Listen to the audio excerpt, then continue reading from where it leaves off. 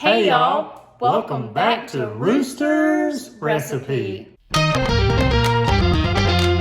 Alright, so today Alex and I are going to be sharing 3 appetizer recipes that are super easy and perfect for football season. These are great for football nights and tailgating and any night where you really just have to go to a party or you want to fix something quick.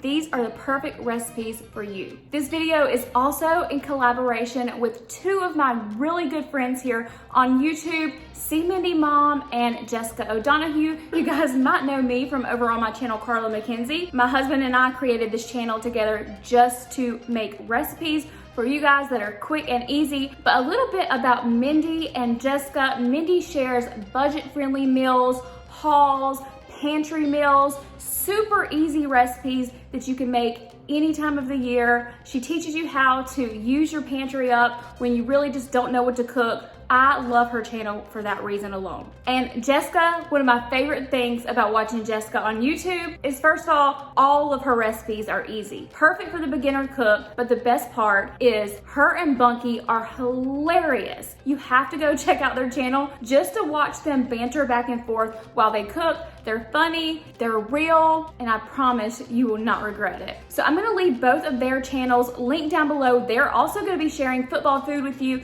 as well. If you're new here, Alex and I would really appreciate it if you would stick around and subscribe. We are gonna be bringing you easy, quick recipes all fall and winter long, and it will continue throughout next year, of course, but we love crock pot recipes, so if that's your jam, you're in the right place. Thank you so much for being here, and with that all being said, let's get started and jump right into these recipes. So I'm going to share with y'all what I think is a good tailgating recipe. So I'm going to show you how to make ranch taco bites. So go ahead and preheat your oven for 350. So go ahead and brown your ground beef until it's no longer pink. So now you're going to add your diced tomatoes with your green chilies. So next you're going to add your taco seasoning mix. You need 1 pack. So go ahead and stir this together and cook it for about 5 minutes.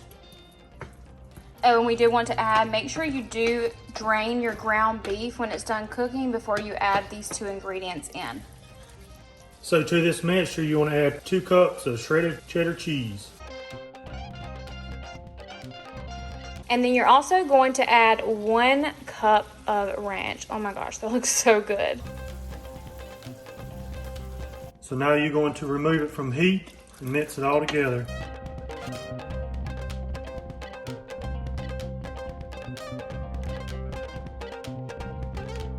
All right, so now that the mixture is done, you're gonna grab some phyllo shells. I'm not sure if I'm saying that right or not, but you're gonna need, for this specific recipe, you're gonna need 5 of these boxes. I could not find these at Walmart. I could only find them at Ingles, so check somewhere like Publix or something, and they are near the puff pastries. All right, so here is your mixture once it's done. It's gonna go in your tart shells. It looks so delicious. This is what they look like. I'm a little bit scared. They are tiny, but I think we can do this. All right, so grab a baking sheet. We hope this one is big enough, and start filling your tart shells like Alex is doing, and then we will stick them in the oven. All right, so that first one Alex made is a monster. I told him it's gonna overflow in the oven, but these are about how full I would fill them, but we shall see whenever he gets done. This one's about a medium. I cannot wait.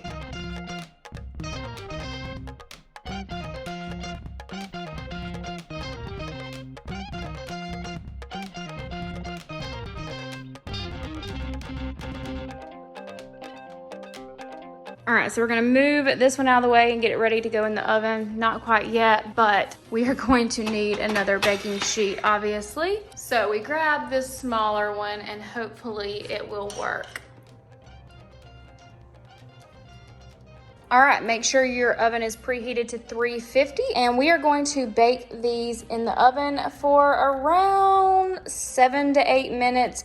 Just keep an eye on them. You just want everything to be completely melted together.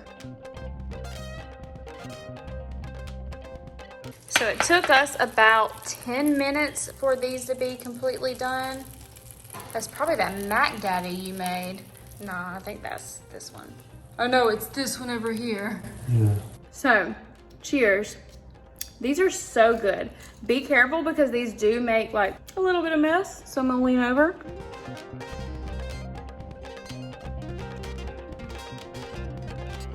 Babe, these are so good. Here they are. Good job. I'll try. He always does good with picking the recipes, I tell you.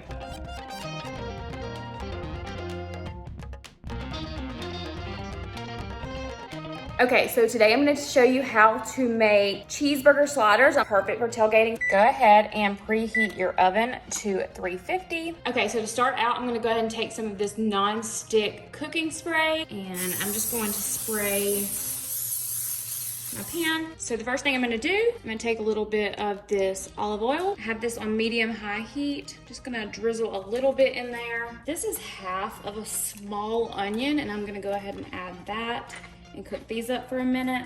And I'm just adding these onions to give it a little bit of flavor. And then while my onions are cooking just a little bit, I'm not gonna let them cook all the way. I'm gonna go ahead and add in this ground beef. And this is just 1 pound. All right, once you've let your onions soften just a little bit, go ahead and add in your 1 pound of ground beef and just start kind of separating it. This tool, I will be honest with you, I got this tool from Walmart. I'll link it below. It works a lot better when the ground beef is more cooked. So I like to use it more towards the end. So I'm gonna sprinkle just a tad bit of salt. I'm gonna add some pepper. And everything I'm using in this recipe, you can order from Walmart grocery pickup and you don't even have to go into the store. Then I'm going to sprinkle a little bit of garlic powder on here just because I love garlic on everything. I'm gonna measure with love, of course. Lots of love. Okay, so we will drain out this grease, but like I was showing you earlier, this tool works a lot better once the ground beef is already cooked up a little bit. And then I'm gonna add just like a dollop of mayonnaise in there. You don't have to add it, but I highly recommend adding it. I really don't even like mayo, but for this recipe, you can't even tell it's in there and it makes it absolutely delicious. And make sure you are completely removed from the heat for this step. No heat is needed. All right, so I'm really excited. King's Hawaiian came out with these new slider buns. I usually use just the regular King's Hawaiian rolls, but I'm excited to try these out. Y'all, I'm so excited because these are already like pre-cut apart. Perfect.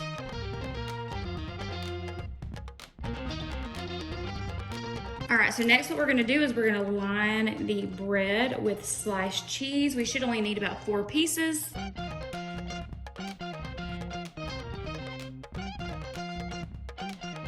All right, so now that I have that easy step done, I'm going to go over and get my ground beef. And we are going to add it to the top of our slider buns. And we're gonna try to even this out as much as we possibly can. Okay, you might be thinking more cheese. Yes, we're gonna add enough of this shredded sharp cheddar cheese to cover the ground beef.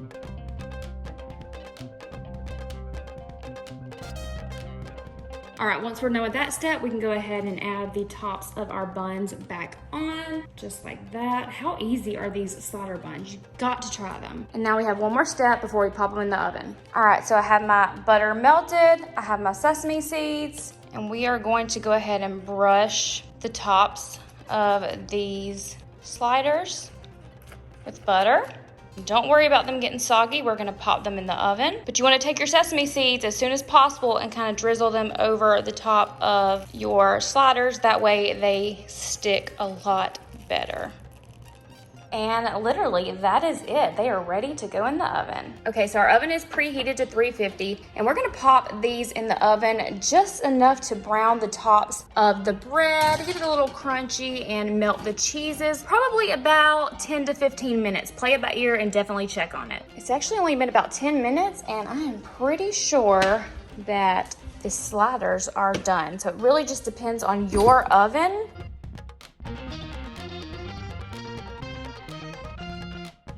Okay, so for the crock pot caramel dip, of course you're going to need a crock pot. This one I'm using is 3 quarts. First, you are going to need 1 bag of caramel bits, unwrapped. Go ahead and empty these into your crock pot. And then you're also gonna need 1/3 of a cup of heavy whipping cream. Pour it in just like that. Okay, so for now, that's all you have to do. So you can pop the top on your crock pot and go ahead and turn it to low and let it cook on low for about 30 minutes to an hour or until the caramel is all melted together. All right, so now it looks like our caramel is almost completely melted. So we're gonna add the rest of our ingredients. So we're gonna need 1/4 a cup of mini jet puffed marshmallows. And this next ingredient is completely optional, but I like to add 2 teaspoons of rum. So go ahead and stir all of this together and cook on low for an additional 30 minutes. All right, so it's been about 30 more minutes of cooking. Let's give it a good stir. Oh my goodness, it looks so delicious.